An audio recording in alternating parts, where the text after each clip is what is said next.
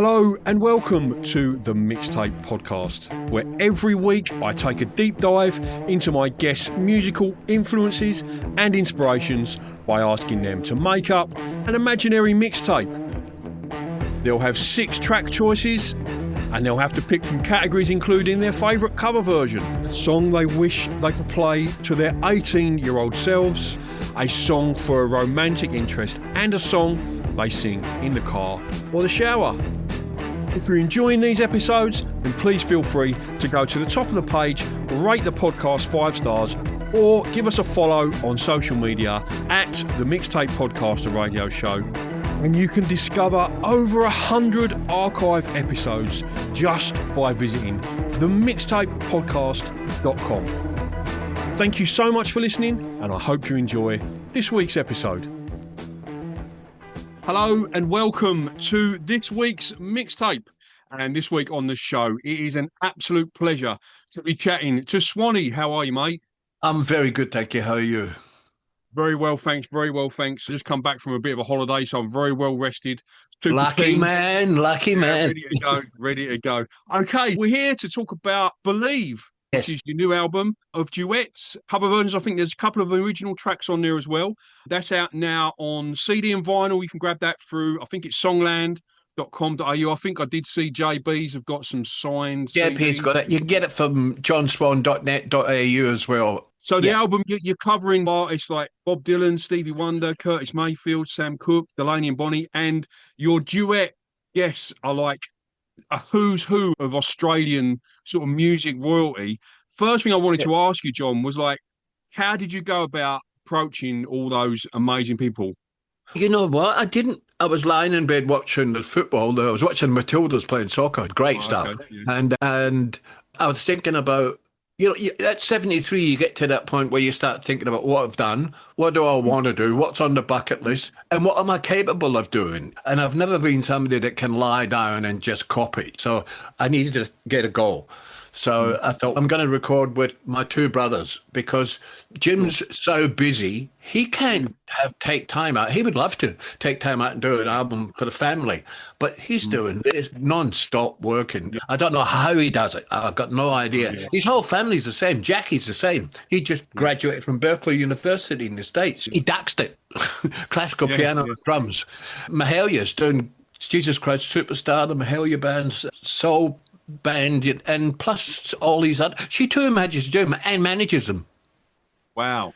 Okay, yeah. So that's a work ethic. So I thought, I've got to get time. I've got to get one song that if anything happens to me, I'll have that song as a legacy for my brothers. Yeah. And so I made up just one paragraph, and it said, I'm thinking about doing some duets. Would you like to join me? And I said that to Jim and Alan. And my phone went ding, ding. And they both went, yeah, sure, let's start. And I went, okay. So I thought, if we can get that easy, because I got on really well with all the lads. We all grew up together. We were all skint together. We're not presumptuous rock and rollers. We don't try and flash nothing. Like, it's just what it is. What is what you get. Yeah. We've done all the bad stuff. We've done all the good stuff. And we've squandered the rest. So I get on great with Colin Hay. We're Glaswegians. And he's such a treasure of a man. Like, he's a great storyteller. He stands up there. His songs are great, but when he's talking to the audience, the patter is just it's that quintessential Glaswegian street eloquence, Jack Jones, one of my favourite men of all time, a singer, guitar player, but just the most softest, gentle soul you'll ever meet in your life. And that goes for all of them guys. There's nobody doesn't fit inside that criteria. I don't want to say the same thing about each one of them, but it's the common denominator that they have in common. They're good guys. They've got beautiful hearts. They'll give you anything that they've got. I don't know if you've read any of my brother's books, Working Class Man. And working class boy, working class infant, working class embryo. Me and Jim have an ongoing. We've got a great sense of humour. So I take his books and it's number 1, and it's got a big picture of him, and there's 500 books there all signed. So I'm taking them from there, and I'm going to the back store, and the guy says, "What are you doing?" And I said, I'm putting these where they belong. He said, where's that? I said, the fiction section's down there. Jim heard about it, and he's rung me up and he said, I'm going to break your legs. I said, you're not good enough. You're not good enough. And getting back to the album, that was the type of things that those lads and us were doing. It wasn't just some of them. A lot of the lads who would have been on the album aren't with us anymore. One of the boys from your neck of the woods, Fremantle, Bon. Like, I grew up with Bon. We were painters and doctors together. When I was in fraternity, I was a drummer for him. He was he was a great guy. You know what he was? Everybody's made him out to be this drunken lout. And he was the softest. But he's a Glaswegian, so there's that nice, soft, gentle side. I loved him to death, and his wife. I've just done a documentary, the Bon Scott documentary, and I've done 16 episodes, and I had to do it. And the funny thing is, they put an AI voice over the top of mine, so they've got this sort of guy speaking like this, and I said, what are you doing? I said, it's Bon Scott. That's the way we talk. We don't talk like, we don't articulate our vowels, and we don't. I said, we're as rough as guts. And I don't mean that in a tough way. It's just the way we speak. We sound like we're angry when we're telling you something. And they didn't get it. So in the end, I said, look, if you don't put my voice back on, then allow me to speak what I know to be the truth and not the bullshit that you're spreading about Bon, because you're making him to be something he's not. Like, he was a good man, and he wasn't a lush, and he didn't womanize. Of course he was. We all were. We were lads. We were the lads. Like, lads. He rode his motorbike, his Harley Davidson, up to the front of a gig once on the stage. He rode it up 2 flights of stairs and parked it in front of the band, and it's going, and he got up, and Bruce Howard's up there playing bass, and he's going, I'm going to kill you. My young brother, Alan Barnes, and Jimmy, I wanted to sing, but that was the main reason behind the album. Joe Camilleri is one of the all-time nicest men that God ever put in us. Kevin Borich, that song that we did on this album is 45-year-old. We wrote it at a barbecue 45 years ago, and he rang me and said, I want to put it on my duets album. I said, me too. So we did. Diesel rang me up and he said, I had a dream about you last night. I said, sorry about that. I didn't know it was your sister. He said, no. He said, no, I had a dream you were singing this song. And I got up and I put a guitar track down and a vocal. It's only one guitar and one vocal. I said, okay, send it to me. So he sent it to me, and I got it about 10 o'clock in the morning, and I cut out some of his vocals, and I just sung what he sung in there and tried to match it. Not the whole thing about what makes this album a good album, and I'm not patting myself on the back or anything like that. We're not trying to compete against each other to see who's a better singer. We're trying to complement the song. Like Jim, he's known for screaming. Everybody says to me, oh, I hate the way he screams. I said, if you got $10 million a year to scream, you'd scream as well. In fact, you'd scream for about $5. But Wendy Matthews, Jack Jones, Dave Gleason, Russell Morris was such a classic. He goes back such a long way with me. When I was young, and with Lynn Randell and those bands we were talking about earlier, and the next guy, Ian Moss, we grew up together because in Cold Chisel, I was in a band with Don Walker before Cold Chisel, and we were a blues band, a real sort of Chicago blues band, and Don was such a gentleman, in a true sense, and such a quiet, unspoken man. When he spoke, it was something that was necessary. It wasn't idle chatter. And he was great to play in a band with, because I never knew, I thought Thelonious Monk was a priest around the corner. It's true, because he taught me so much. But in teaching me so much, he allowed me to learn so much on my own by not lecturing me about what the song should sound like and should be like. I'm getting help from Froggy Songland. He's putting so much work in, and he's brought in a lot of other people who used to be in charge of the record companies or PR departments and stuff like that, and they're all helping for nothing. I'm skint. I've got nothing. I'm on a pension. But I refuse to go on Spotify and give the music away. When you get these guys here, they deserve to be. Somebody has to make a stand and say, they would do it, and they were talking about how are we going to pay them, and I approached it with a couple of the guys, and they said, "Who asked you for payment?" They were quite offended. And I said, the publisher didn't like, shut up. Yeah, If the yeah, album's good, we'll be happy. yeah. Oh, the album's great. And I'd say that because I've got these guys on there, and it's not trying to out sing each other. We're trying to do the best we can for the melody, and so that the person listening to the song can be in touch with the emotion behind the lyric. That's a fairly big statement if you take it and you analyze it overall. Each one of these people are all capable of doing that. Yeah. I was going to ask you, John, about the Spotify and the streaming services, because obviously it's not on any of the streaming platforms. It's No. physical formats only. So is that like a conscious decision that you want to stick to the physical format? So I actually quite like that idea. I think it's an amazing idea. I Well, wish see, more people do me, it. I'm the type of guy who I don't care about money. I don't need money. I need health. I need people to love me, and I need my pup, my dog, and I'm happy. I don't drive big fancy cars. I don't live in big fancy houses. I live in Coffs Harbour, and I live downstairs in my wife's. This is my little studio, and it's gorgeous. And I'm happier than I've ever been. I'm fitter than I've ever been.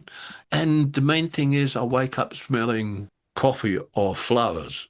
And I heard Sting the other night talking about The Voice and stuff like that. And I've got nothing against The Voice. I've got nothing against the people in The Voice, and I've got nothing against the kids who do it, because it's a chance. But they get they sign away. I did it when I first started. I signed away 80% of my royalties. I got 20. They got 80. And where's the deal in that? All it is take advantage of somebody who will do anything that we have to do to be able to play music. And I only just recently got my records back, got all the possession of it, the ownership. Yeah. And it will never, ever go on Spotify. As long as there's breath in this mortal coil, I will fight that all. I don't think they're helping anybody. There's certain people when individuals start making money and everybody else who's making the music isn't making the money, there's something wrong.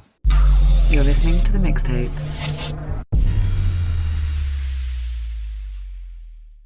John, what have you been up to, mate, in the years between your sort of early sort of record releases and sort of, now? I do a lot of work with palliative care and Burns ward, and I took 10 years off of music to go, because when I was at my worst with my alcoholism, I stopped cocaine, speed, all of that sort of stuff. But I was sponsored by a brewery as well. Imagine that. Yeah. Nice. Yeah. Lovely, son. Lovely. And I was smoking about 100 fags a day. Yeah. I gave it up, and it was the worst maybe 8 weeks of my life. I lay on my mum's floor, no carpet, no nothing, just naked. And I was sick and I was sweating. And what you hear, the worst part of it, I can't begin to describe it here because it's not fair. You have to go through your own rock bottom, and I hit absolute rock bottom.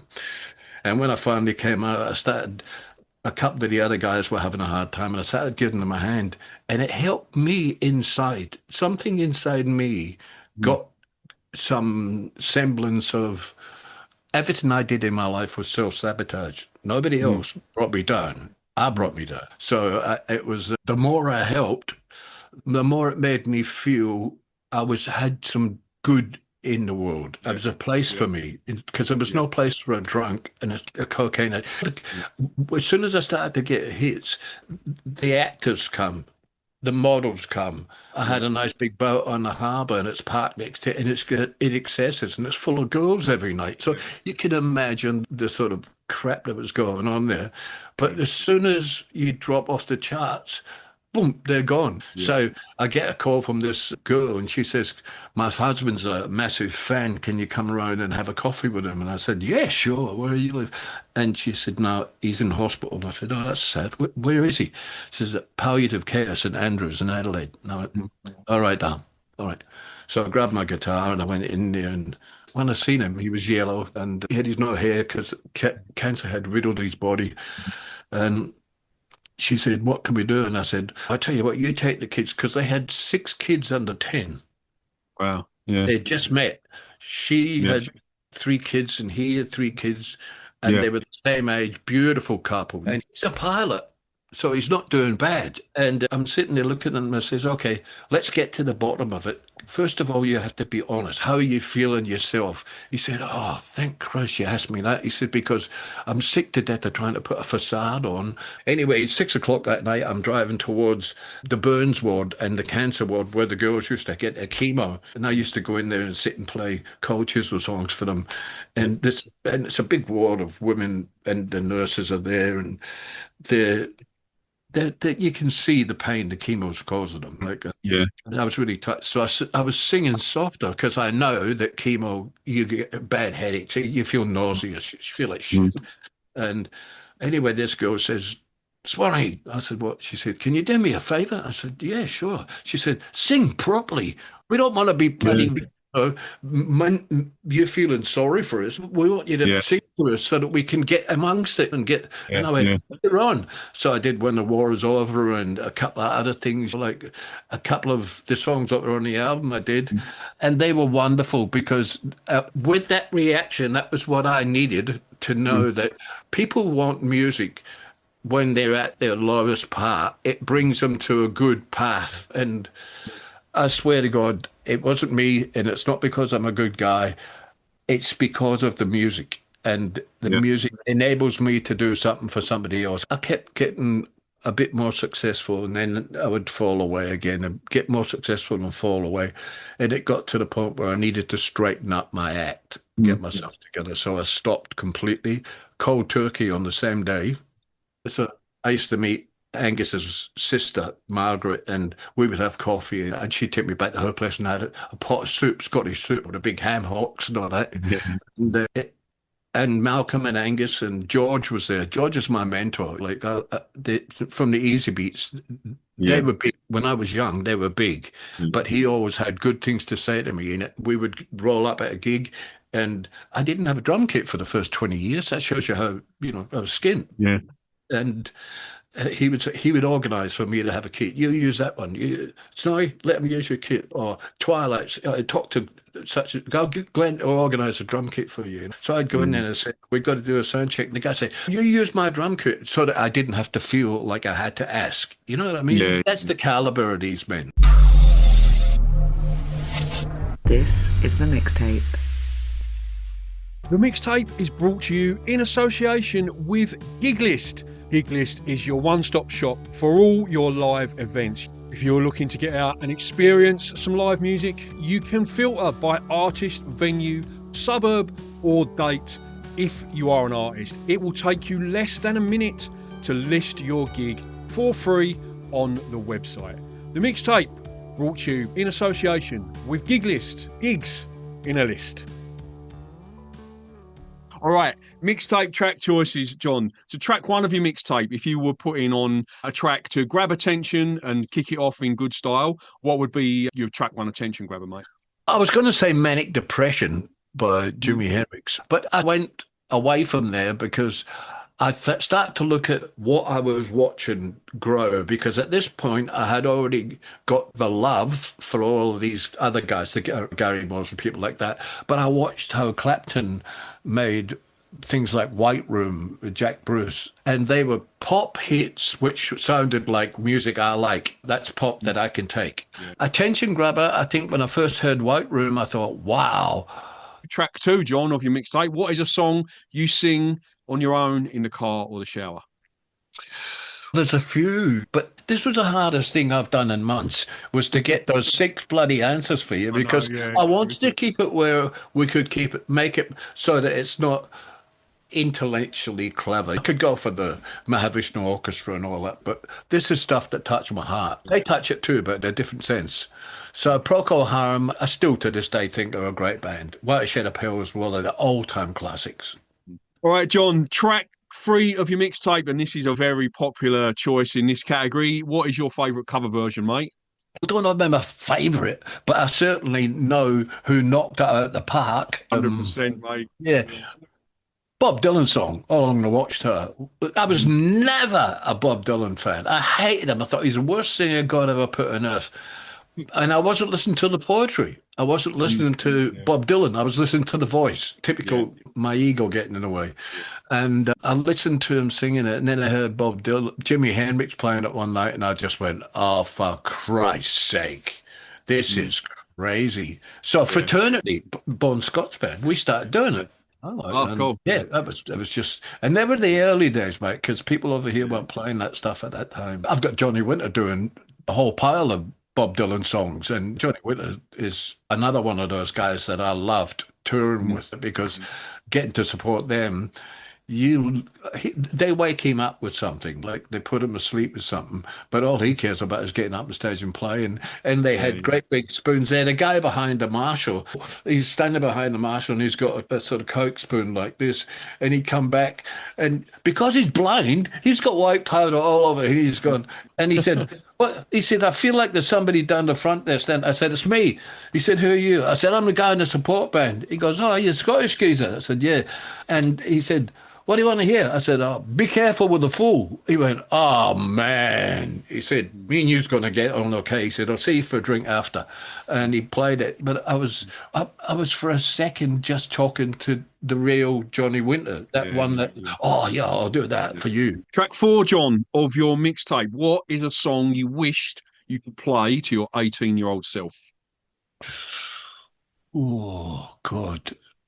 The one that I put isn't... Once again, if you love somebody, let them free, because every bird that I've ever loved, let me free. I think that was the toughest one of all of them to answer, because there's songs like Both Sides Now by I'm looking on both sides now, Jody Mitchell. That's been picked a couple of times in that category by different people. Like, they were the songs that my heart would have gone for, but I thought I want to keep it where we're staying in contact with the listeners, so that there's people that, I'm not saying that the listeners wouldn't know, but they certainly, we've got inside stories on the dirt on some of these guys. And Joni she's got so much. If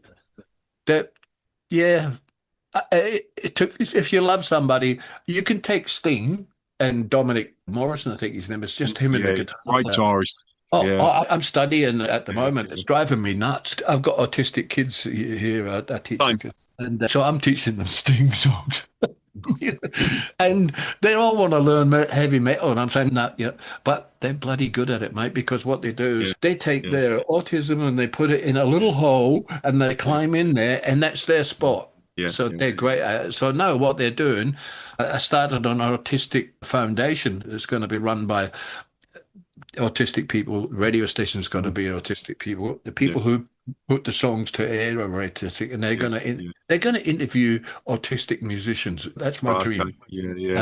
We're pretty close to getting that together. I don't really know, because these 6 questions were really tough, brother. I found myself going, if you love some, I thought it was more about, what would you say to your younger self now? I know what I'd be saying to myself, but it wouldn't be on a record. Like, it would be, but if you love somebody, set them free. It's about that part of your life where everything's about just finding somebody to love, and the really special person that set them free.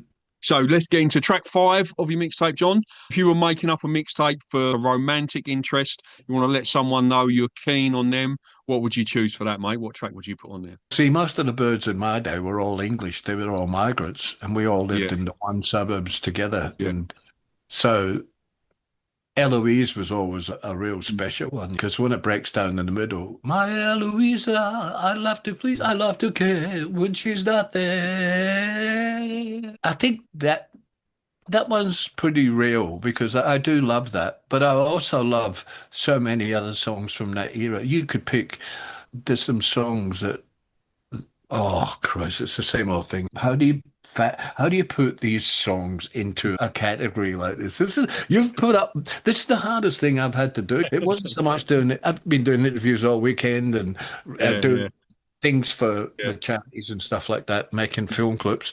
But this 6 here had me all night going, I fuck, I should put that. Oh, no. You'll think I'm a dick. Sorry, messing with your head, John. I apologise, mate. Yeah, that's all right, mate. I loved it, because these songs are great songs. There's nothing to be ashamed of in any of them. Yeah. All right, John, let's finish up your mixtape and round it out with track 6 is a deep cut, a B-side, an album track you feel, maybe doesn't get appreciated as much as it should.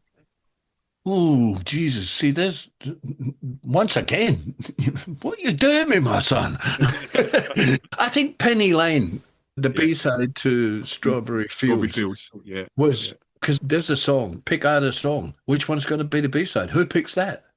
I know, yeah, that must have been a tough choice. Tougher than my 6 mixtape tracks, I reckon. Yeah. But the amount of songs that they've got, and you listen to the B-side and you think, my God, that's brilliant. Right. But I think they just got into that part with the orchestration and stuff like that, and the breakaway in the middle where George Martin and Paul McCartney have got the orchestra going off and a crescendo type of thing. It's been an absolute pleasure chatting. Believe is out now. You can get it through, just go to websites again, John.